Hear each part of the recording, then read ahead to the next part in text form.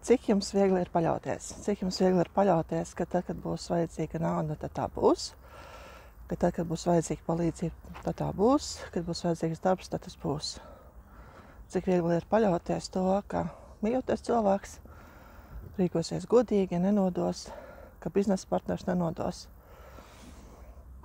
Man sauc ir Dacis Pāre.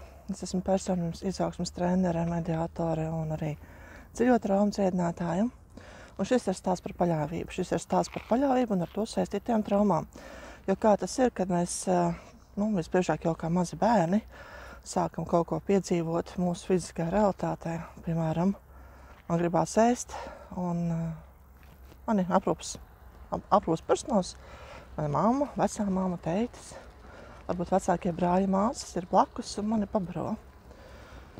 Tur arī man ir jābļauj. Viņa nesaprot, ko es gribu, un nedod man to, ko es gribu.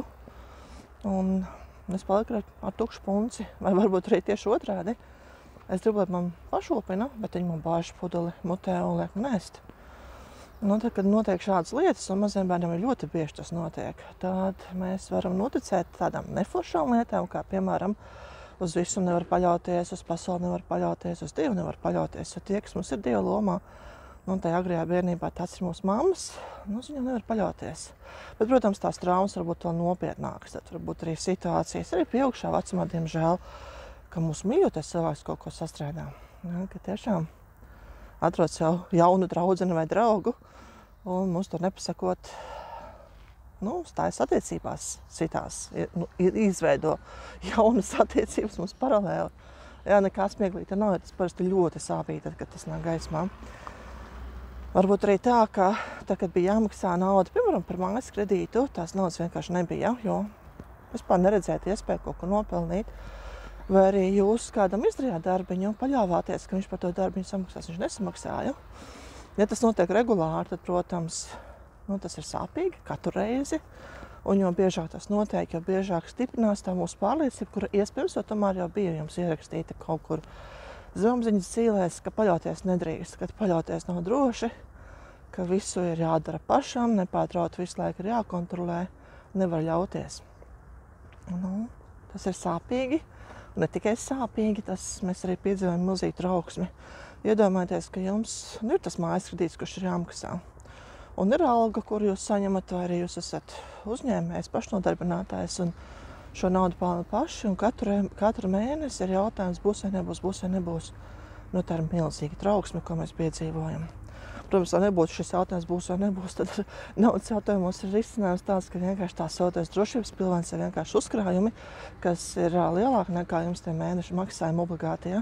Un jums tāda uzkrājuma ir, tad katru mēnesi tomēr tā drošības sēt, ka man ir tas uzkrājums, kas, tā nauda te nāk, te iet, ar tā kā paisums un bēgums.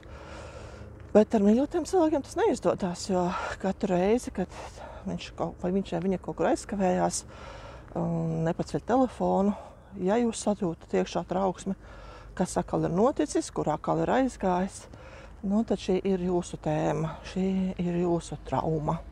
Tā ir jūsu sāpīgā pieredze šajā inkarnācijā, šajā dzīvē vai kādā citā dzīvē. Vai varbūt tas nāk no dzimtes, kur vecākiem ir bijuši līdzīga situācija ar nodevību, ar krāpšanu vecvecākiem, un vienkārši informācija dzimtā ir, un to jūs esat saņēmuši. Ko darīt? Jo ilgi trauksmē dzīvot, jo, protams, tas ir nepatīkami.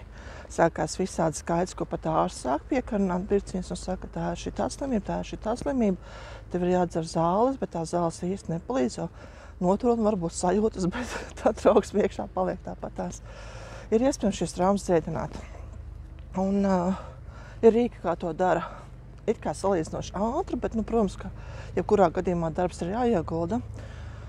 Un viens no tādiem rīkiem ir tas, ko es lietoju, un arī, ko es piedāvāju izmantot kopā ar mani, kad mēs tiksimies kursā Es ļaujos un paļaujos.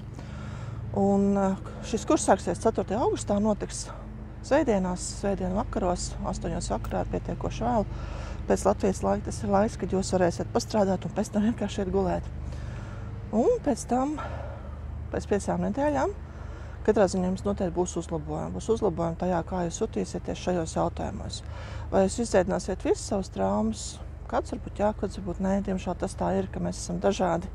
Mēs neesam visi tā kā caur kopapīru taisīti, un mums tās dzīves pieredzes ir dažādas. Tāpēc kādam būs jāiegulda milzīgs darbs, lai beidzot iegūtu mieru sajūtu, kurai vajadzētu būt katrā dzīves situācijā, ka mēs paļaujamies, ka patiesībā jau viss ir labi. Vai nu es pati atrisināšu, vai arī būs kāda spēka, kas man atrisinās, cilvēku spēku, augstāko spēku veidolā. Zem šī video atradīsiet saiti, vairāk informāciju, kur meklēt par šo kursu, kā arī pieteikties. Nāciet, piedalieties uz tikšanos kursā. Pēc tam saku, atā.